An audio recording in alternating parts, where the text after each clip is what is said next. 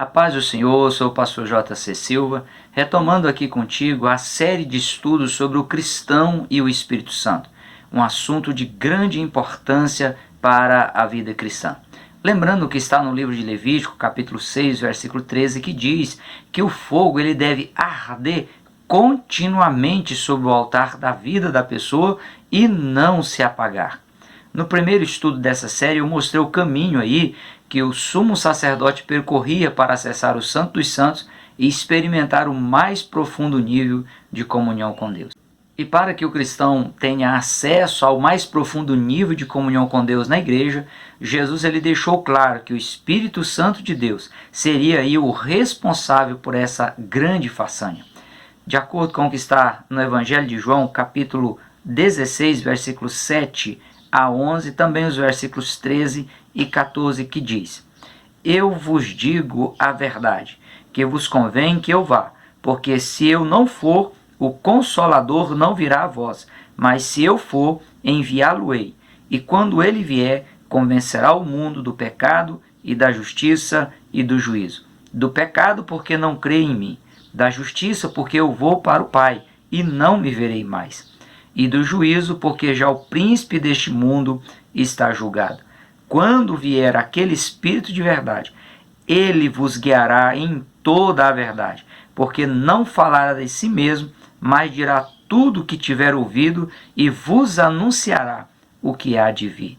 Ele me glorificará, porque há de receber do que é meu e vou-lo-á de anunciar. Instante antes de Jesus retornar ao céu após a sua ressurreição, ele afirmou aos seus discípulos em Atos capítulo 1, versículo 8, que os discípulos estariam recebendo sobre eles o Espírito Santo, e isso os capacitaria a serem testemunhas de Jesus, tanto em Jerusalém como em toda a Judéia, em Samaria e, disse Jesus, até os confins da terra. Em outras palavras, Jesus, antes de subir ao céu, ele estava dizendo para os discípulos: vocês serão envolvidos pelo mover do Espírito Santo. Assim como o sacerdote no Antigo Testamento, no tabernáculo, ele era envolvido pelo incenso santo que saía das brasas vivas que estavam no altar pequeno, todo revestido de ouro. Vocês serão cheios do Espírito Santo, vocês vão transbordar do Espírito Santo e vão abençoar outras pessoas. Conhecer, ter acesso, experimentar a atuação do Espírito Santo é uma necessidade vital de todo cristão, pois é a única alternativa para o cristão experimentar aí o mais profundo nível de comunhão com Deus, poder servir ao Senhor e também fazer a obra de Deus. Como terceira pessoa da Santíssima Trindade, o Espírito Santo ele é um ser vivo, ele é uma pessoa divina que possui as mesmas qualidades inerentes e inseparáveis do Pai e do Filho. Vamos conhecê-lo melhor nessa sequência de estudos bíblicos, iniciando aqui agora sobre a natureza divina do Espírito Santo, pois ele é Deus. A natureza do Espírito Santo, ela se evidencia através da sua personalidade, da sua participação ativa na obra criacional, suas manifestações, suas obras, seus símbolos e também os seus nomes. Lembrando aqui que logo nos primeiros 2 versículos da Bíblia, Gênesis capítulo 1, versículos 1 e 2, diz que no princípio criou Deus os céus e a terra era sem forma e vazia, havia trevas sobre a face do abismo e o Espírito de Deus pairava sobre a face das águas. Antes da obra criacional, você pode perceber, o Espírito Santo já estava lá, ocupando uma posição estratégica, a posição de um especialista, de um executivo, de um analista, de um investigador, que com sua ação dinâmica estava pronto a agir, a fazer as coisas acontecerem. O Pai pronunciava as palavras para as ações criacionais, o Filho fazia as coisas acontecer por meio do mover sobrenatural do Espírito Santo. Tudo de forma altamente simultânea, sincronizada e perfeita.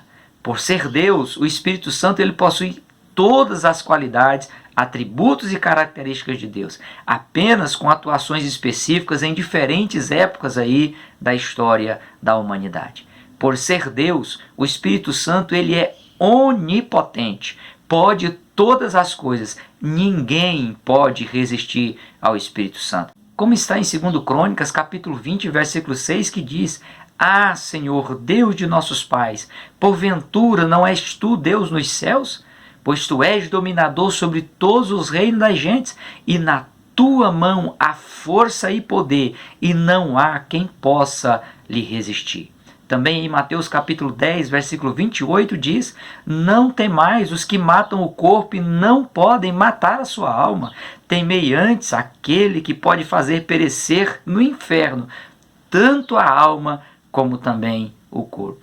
Por ser Deus, Ele é onipresente. Ele tem capacidade de estar em todos os lugares ao mesmo tempo e de maneira plena. Portanto, em qualquer lugar que você estiver, em qualquer ambiente, em qualquer circunstância, em qualquer situação, o Espírito Santo de Deus está contigo, está em você de maneira plena.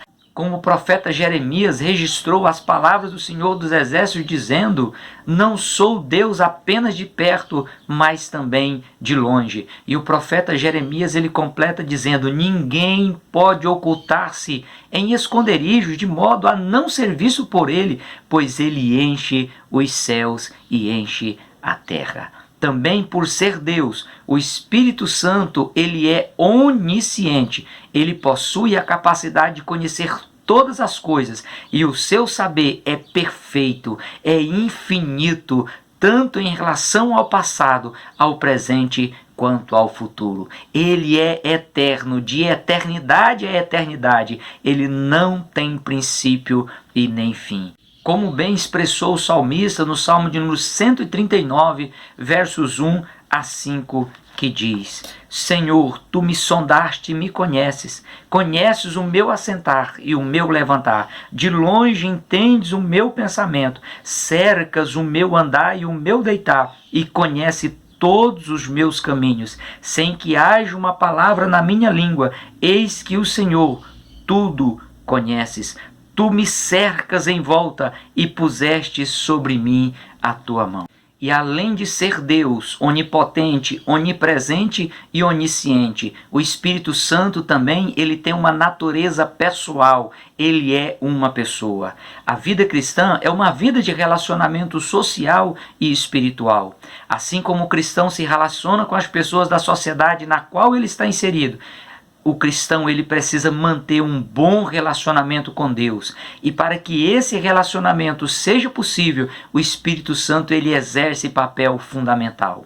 É ele quem desperta o interesse humano pelas questões divinas, que impulsiona a pessoa a desejar a buscar a Deus. É ele quem capacita a pessoa a viver e servir ao Senhor em obediência voluntária. Pode-se afirmar que o acesso à presença de Deus, por meio aí do sacrifício de Cristo na cruz do Calvário, só é possível por meio da ação do Espírito Santo de Deus na vida da pessoa.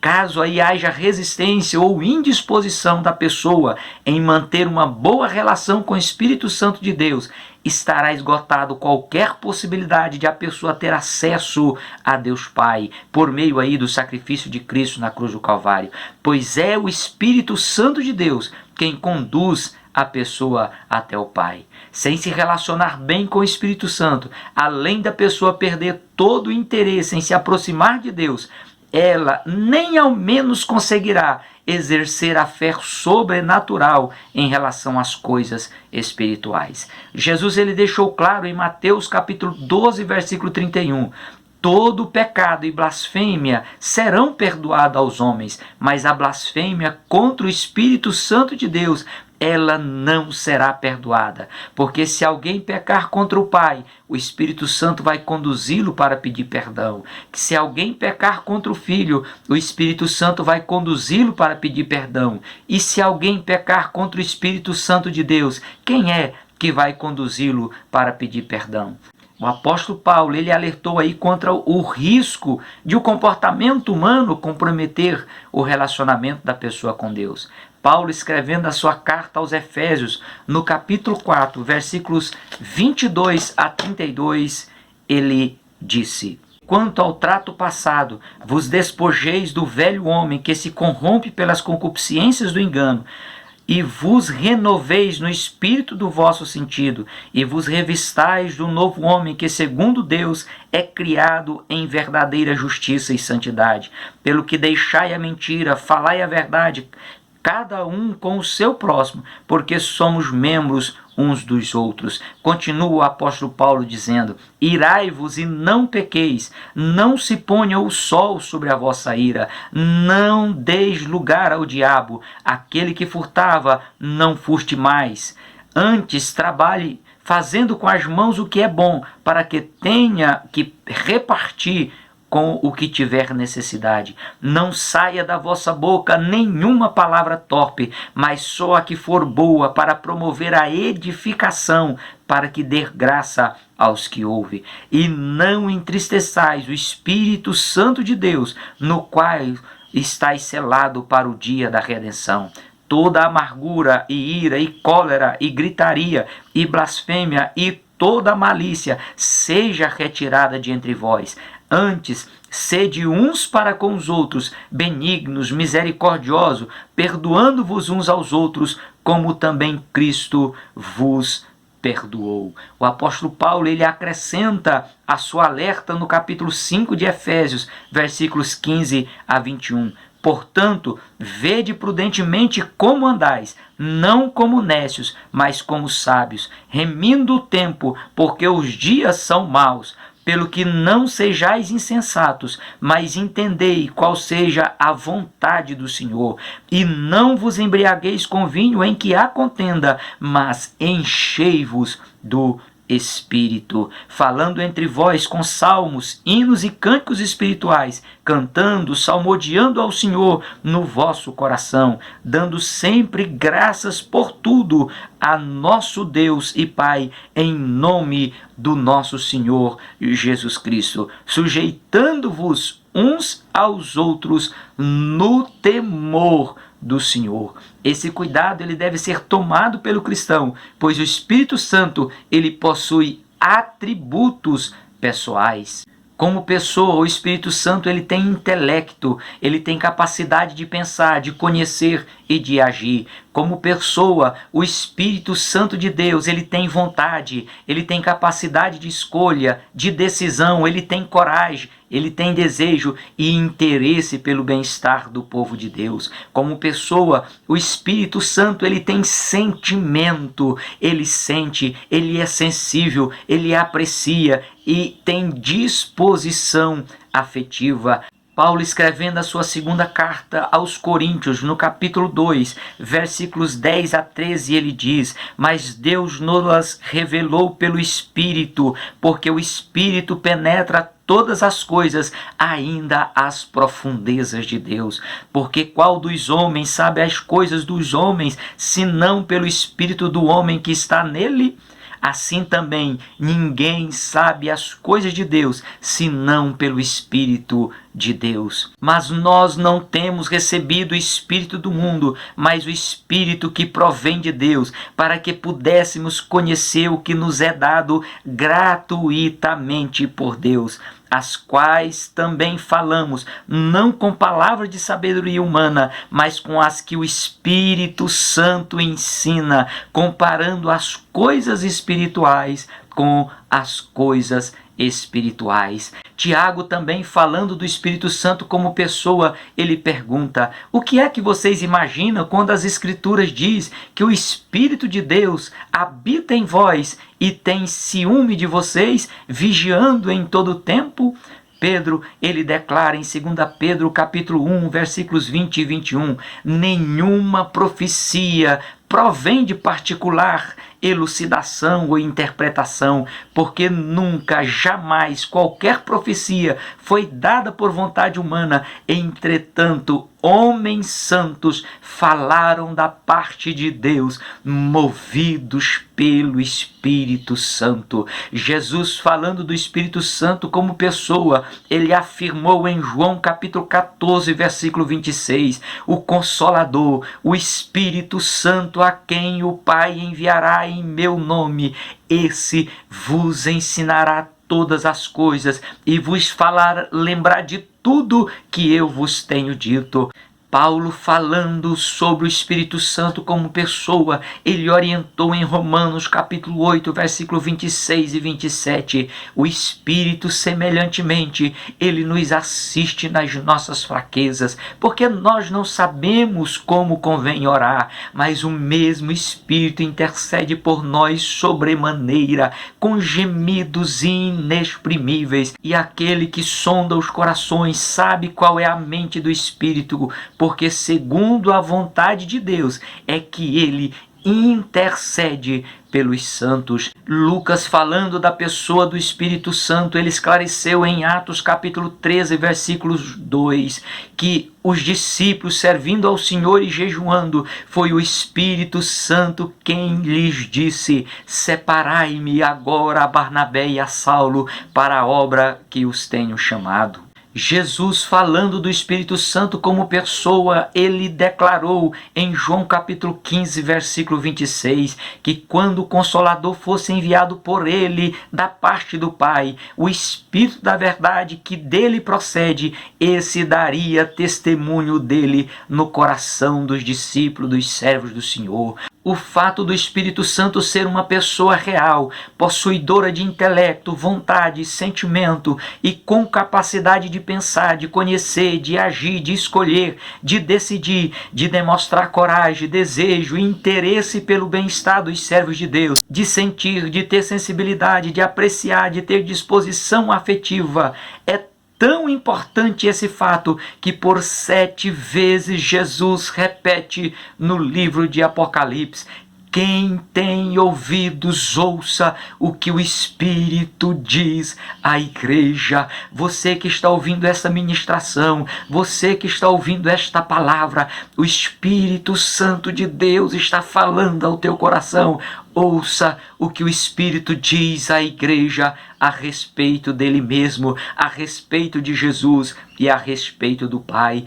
Todas essas atividades do Espírito Santo na igreja, elas são desenvolvidas através dos ministros da Palavra de Deus, como eu estou ministrando para você aqui agora, como os pastores, como os professores de escola bíblica dominical ministram na igreja, e também as atividades do Espírito Santo acontecem de variadas outras maneiras. O Espírito Santo de Deus, além de convencer o pecador a se converter a Cristo como Senhor e Salvador de sua vida, é o Espírito Santo que convive no meio da igreja para capacitar a igreja a sobreviver no meio da guerra espiritual, para capacitar a igreja, para capacitar os servos do Senhor a sobreviver no meio de uma sociedade ímpia, uma sociedade corrompida. Ser cheio do Espírito Santo é imprescindível para você buscar a Deus